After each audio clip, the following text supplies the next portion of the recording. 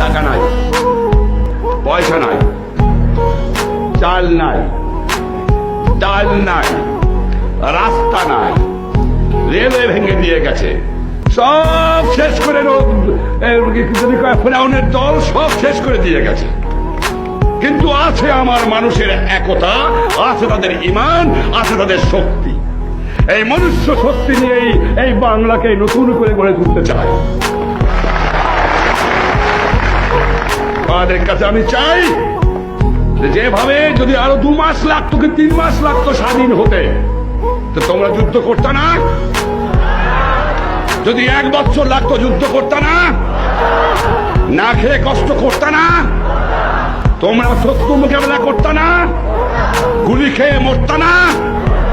এই 1 বছর তোমাদের সর্বস্ব ত্যাগ করে আমার দেশের গঠনমূলক কাজে আত্মনিয়োগ তোমাদের করতে হবে। করবা?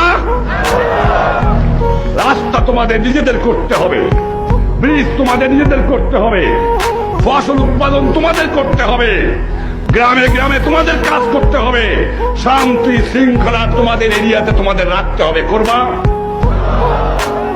আমি জানি তোমরা করবা।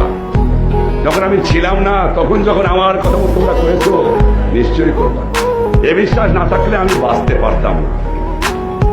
আর তোমরা যদি আমার সংগ্রাম না করতা, তাহলে বোধহয় আমি গণবাহিনী, মুজিব বাহিনী, আমার আওয়ামী লীগের কর্মীরা আর সমস্ত দল যারা আমাকে সমর্থন করেছেন, সেই সমস্ত দলের কর্মীরা যদি সমর্থন না করতেন, বোধহয় পশ্চিম পাকিস্তানের থেকে আমি আসতে পারতাম।